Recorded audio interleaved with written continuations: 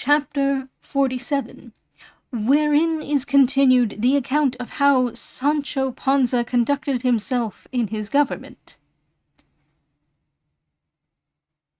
The history says that from the justice court they carried Sancho to a sumptuous palace, where in a spacious chamber there was a table laid out with royal magnificence.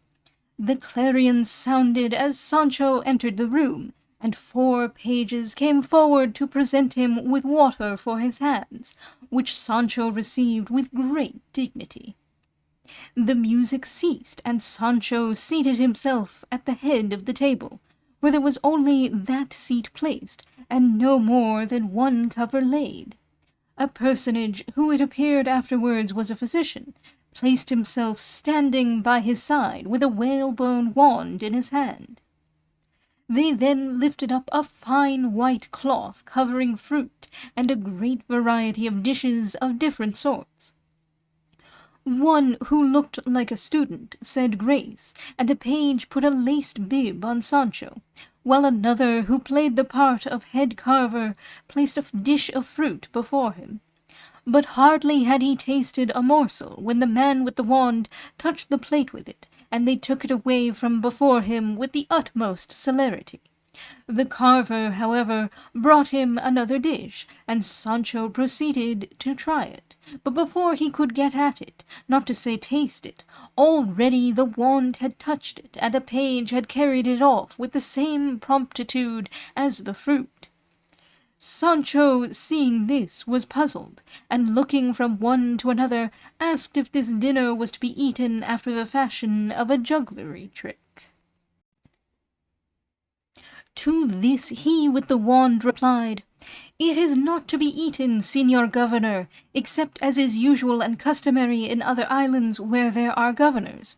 I, Señor, am a physician, and I am paid a salary in this island to serve its governors as such. And I have a much greater regard for their health than for my own, studying day and night and making myself acquainted with the governor's constitution, in order to be able to cure him when he falls sick. The chief thing I have to do is to attend at his dinners and suppers, and allow him to eat what appears to me to be fit for him, and keep from him what I think will do him harm and be injurious to his stomach. And therefore I ordered that plate of fruit to be removed as being too moist, and that other dish I ordered to be removed as being too hot and containing many spices that stimulate thirst. For he who drinks much kills and consumes the radical moisture wherein life consists." "Well then," said Sancho, "that dish of roast partridges there that seems so savory will not do me any harm." To this the physician replied, "Of those my lord the governor shall not eat so long as I live." "Why so?" said Sancho. "Because," replied the doctor, "our master Hippocrates, the pole star and beacon of medicine, says in one of his aphorisms, 'Omnis saturatio mala, perdicis autem pessima,' which means all repletion is bad, but that of partridge is the worst of all." "In that case," said Sancho, "let Señor Doctor see among the dishes that are on the table what will do me the most good and least harm, and let me eat it without tapping it with his stick. For by the life of the governor, and so may God suffer me to enjoy it, but I'm dying of hunger, and in spite of the doctor and all he may say, to deny me food is the way to take my life instead of prolonging it." "Your worship is right, Señor Governor," said the physician, "and therefore your worship, I consider, should not eat of those stewed rabbits there, because it is a furry kind of food. If that veal were not roasted and served with pickles, you might try it, but it is out of the question." "That big dish that is smoking farther off," said Sancho, "seems to me to be an olla podrida, and out of the diversity of things in such ollas, I can't fail to light upon something tasty and good for me." "Absit," said the doctor. "Far from us be any such base thought. There is nothing in the world less nourishing than an olla podrida. To canons or rectors of colleges, or peasants' weddings with your ollas podridas. But let us have none of them on the tables of governors, where everything that is present should be delicate and refined. And the reason is that always, everywhere, and by everybody, simple medicines are more esteemed than compound ones, for we cannot go wrong in those that are simple, while in the compound we may, by merely altering the quantity of the things composing them. But what I am of opinion the governor should eat now, in order to preserve and fortify his health, is 100 or so of wafer cakes, and a few thin slices of conserve of quinces, which will settle his stomach and help his digestion." Sancho, on hearing this, threw himself back in his chair and surveyed the doctor steadily, and in a solemn tone asked him what his name was, and where he had studied. He replied, "My name, Señor Governor, is Doctor Pedro Recio de Agüero. I am a native of a place called Tirteafuera, which lies between Carasuel and Almodovar del Campo, on the right-hand side, and I have the degree of doctor from the University of Osuna." To which Sancho, glowing all over with rage, returned, "Then let Doctor Pedro Recio de Malaguero, native of Tirteafuera, a place that's on the right-hand side as we go from Caracuel to Almodovar del Campo, graduate of Osuna, get out of my presence at once, or I swear by the sun I'll take a cudgel, and by dint of blows beginning with him, I'll not leave a doctor in the whole island, at least of those I know to be ignorant, for as to learned, wise, sensible physicians, them I will reverence and honour as divine persons. Once more I say, let Pedro Recio get out of this, or I'll take this chair I am sitting on and break it over his head. And if they call me to account for it, I'll clear myself by saying I served God in killing a bad doctor, a general executioner. And now give me something to eat, or else take your government, for a trade that does not feed its master is not worth 2 beans. The doctor was dismayed when he saw the governor in such a passion, and he would have made a Tirteafuera out of the room, but that the same instant a post-horn sounded in the street, and the carver, putting his head out of the window, turned round and said, "It's a courier from my lord the Duke, no doubt with some despatch of importance." The courier came in all sweating and flurried, and taking a paper from his bosom, placed it in the governor's hands. Sancho handed it to the major-domo, and bade him read the superscription, which ran thus: "To Don Sancho Panza, governor of the island of Barataria, into his own hands or those of his secretary." Sancho, when he heard this, said, "Which of you is my secretary?" "I am, señor," said one of those present, "for I can read and write, and am a Biscayan." "With that addition," said Sancho, "you might be secretary to the emperor himself. Open this paper and see what it says." The newborn secretary obeyed, and having read the contents, said the matter was one to be discussed in private. Sancho ordered the chamber to be cleared, the major-domo and the carver only remaining. So the doctor and the others withdrew, and then the secretary read the letter, which was as follows.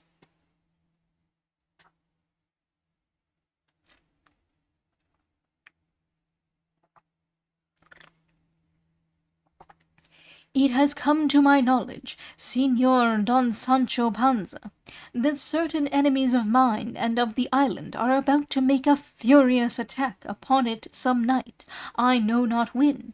It behooves you to be on the alert and keep watch, that they surprise you not. I also know by trustworthy spies that 4 persons have entered the town in disguise, in order to take your life, because they stand in dread of your great capacity.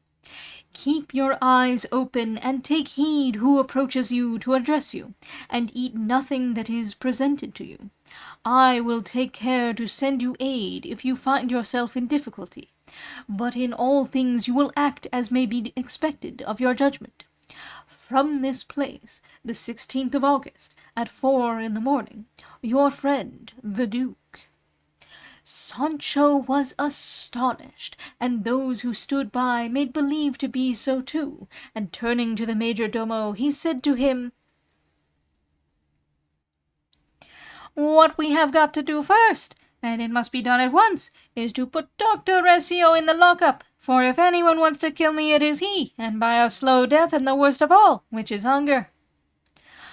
"Likewise," said the carver, "it is my opinion your worship should not eat anything that is on this table, for the whole was a present from some nuns, and as they say, behind the cross there's the devil."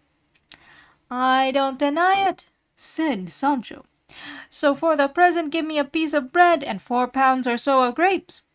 No poison can come in them, for the fact is I can't go on without eating, and if we are to be prepared for these battles that are threatening us, we must be well provisioned. For it is the tripes that carry the heart, and not the heart the tripes. And you, secretary, answer my lord the Duke, and tell him that all his commands shall be obeyed to the letter, as he directs. And say from me to my lady the Duchess that I kiss her hands, and that I beg of her not to forget to send my letter and bundle to my wife Teresa Panza by a messenger. And I will take it as a great favour, and will not fail to serve her in all that may lie within my power, and as you are about it, you may enclose a kiss of the hand to my master Don Quixote, that he may see I am grateful bred. And as a good secretary and a good Biscayan, you may add whatever you like, and whatever will come in best. And now take away this cloth and give me something to eat, and I'll be ready to meet all the spies and assassins and enchanters that may come against me or my island."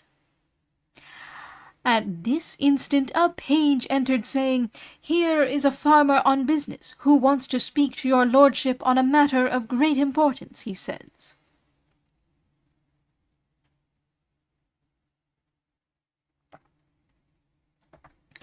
"It's very odd," said Sancho, "the ways of these men on business. Is it possible they can be such fools as not to see that an hour like this is no hour for coming on business? We who govern, and we who are judges, are we not men of flesh and blood, and are we not to be allowed the time required for taking rest, unless they'd have us made of marble? By God and on my conscience, if the government remains in my hands, which I have a notion it won't, I'll bring more than one man on business to order. However, tell this good man to come in, but take care first of all that he is not some spy or one of my assassins." "No, my lord," said the page, "for he looks like a simple fellow, and either I know very little, or he is as good bread." "There is nothing to be afraid of," said the major-domo, "for we are all here." "Would it be possible, carver," said Sancho, "now that Dr. Pedro Recio is not here, to let me eat something solid and substantial, if it were even a piece of bread and an onion?" "To-night at supper," said the carver, "the shortcomings of the dinner shall be made good, and your lordship shall be fully contented." "God grant it," said Sancho. The farmer now came in, a well-favoured man that one might see 1,000 leagues off was an honest fellow and a good soul. The first thing he said was, "Which is the Lord Governor here?" "Which should it be," said the secretary, "but he who is seated in the chair?" "Then I humble myself before him," said the farmer, and going on his knees he asked for his hand to kiss it. Sancho refused it, and bade him stand up and say what he wanted. The farmer obeyed, and then said, "I am a farmer, señor, a native of Miguel, a village 2 leagues from Ciudad Real." "Another tortilla fuera," said Sancho. "Say on, brother, I know Miguel Tura very well, I can tell you, for it's not very far from my own town." "The case is this, señor," continued the farmer, "that by God's mercy I am married with the leave and license of the Holy Roman Catholic Church. I have 2 sons, students, and the younger is studying to become bachelor, and the elder to be licentiate. I am a widower, for my wife died, or more properly speaking, a bad doctor killed her on my hands, giving her a purge when she was with child. And if it had pleased God that the child had been born and was a boy, I would have put him to study for doctor, that he might not envy his brothers, the bachelor and the licentiate." "So that if your wife had not died, or had not been killed, you would not now be a widower," said Sancho. "No, señor, certainly not," said the farmer. "We've got that much settled," said Sancho. "Get on, brother, for it's more bedtime than business time." "Well, then," said the farmer, "this son of mine, who is going to be a bachelor, fell in love in the said town with a damsel called Clara Perlerina, daughter of Andres Perlerino, a very rich farmer, and this name of Perlerines does not come to them by ancestry or descent, but because all the family are paralytics, and for a better name they call them Perlerines. Though to tell the truth, the damsel is as fair as an oriental pearl, and like a flower of the field, if you look at her on the right side. On the left, not so much, for on that side she wants an eye that she lost by smallpox, and though her face is thickly and deeply pitted, those who love her say they are not pits that are there, but the graves where the hearts of her lovers are buried. She is so cleanly that not to soil her face, she carries her nose turned up, as they say, so that one would fancy it was running away from her mouth. And with all this she looks extremely well, for she has a wide mouth. And but for wanting 10 or a dozen teeth and grinders, she might compare and compete with the comeliest. Of her lips I say nothing, for they are so fine and thin that, if lips might be reeled, one might make a skein of them. But being of a different colour from ordinary lips, they are wonderful, for they are mottled, blue, green, and purple. Let my lord the governor pardon me for painting so minutely the charms of her who for some time... Let my lord the governor pardon me for painting so minutely the charms of her who some time or other will be my daughter, for I love her, and I don't find her amiss." "Paint what you will," said Sancho. "I enjoy your painting, and if I had dined there could be no dessert more to my taste than your portrait." "That I have still to furnish," said the farmer, "but a time will come when we may be able if we are not now, and I can tell you, señor, if I could paint her gracefulness and her tall figure, it would astonish you. But that is impossible, because she is bent double with her knees up to her mouth. But for all that, it is easy to see that if she could stand up, she'd knock her head against the ceiling. And she would have given her hand to my bachelor ere this, only that she can't stretch it out, for it's contracted. But still one can see its elegance and fine make by its long furrowed nails." "That will do, brother," said Sancho. "Consider you have painted her from head to foot. What is it you want now? Come to the point with all this beating about the bush, and all these scraps and additions."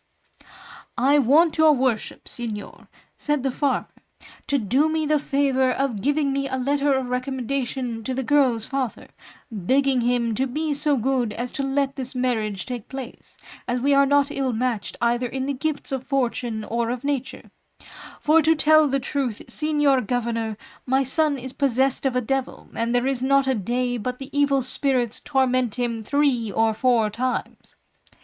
And from having once fallen into the fire, he has his face puckered up like a piece of parchment, and his eyes watery and always running. But he has the disposition of an angel, and if it was not for belabouring and pummelling himself, he'd be a saint. "Is there anything else you want, good man?" said Sancho. "There's another thing I'd like," said the farmer, "but I'm afraid to mention it.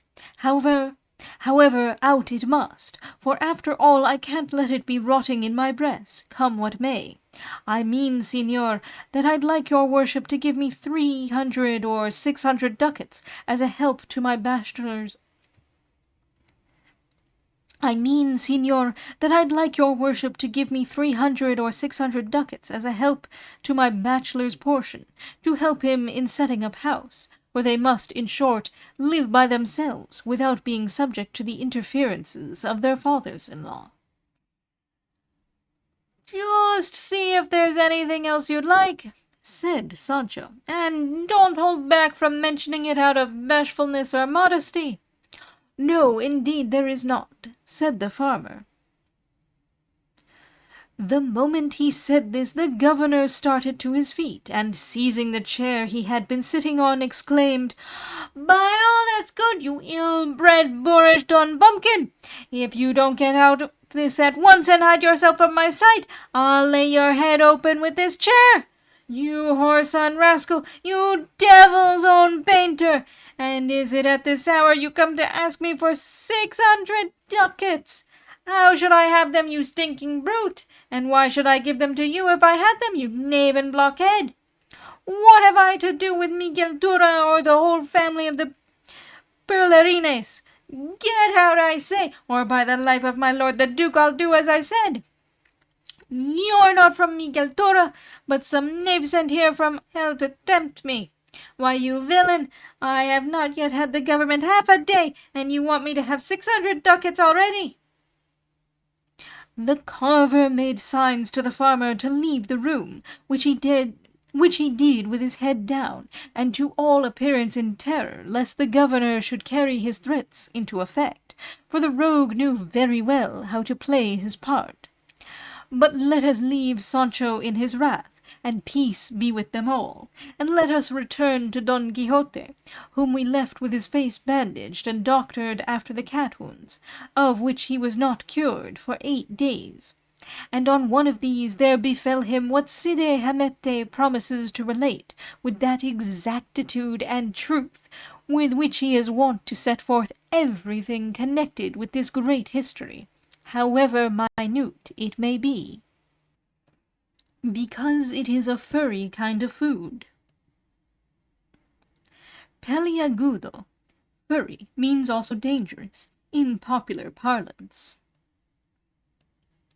Seems to me to be an olla podrida. Olla podrida, properly rotten, a more savory olla than the ordinary pot au feu, containing pig's feet, sausages, and a variety of other ingredients.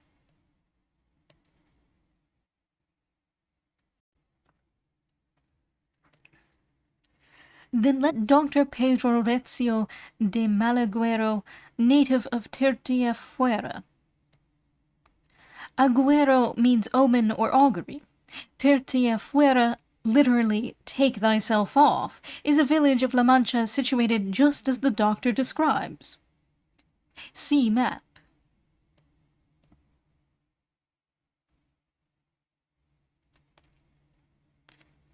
A trade that does not feed its master is not worth 2 beans. Proverb 157. With that addition, said Sancho, you might be secretary to the emperor himself. Biscayans mustered strong in the royal service in the reigns of Charles V and Philip II. Behind the cross there's the devil. Proverb 75. For it is the tripes that carry the heart, and not the heart the tripes. Proverb 232.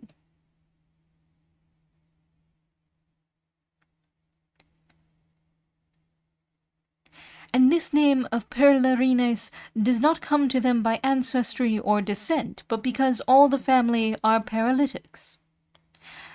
Perlesia, paralysis. That I have still to furnish, said the farmer. This is Professor Juan Calderon's explanation, but the passage is rather obscure.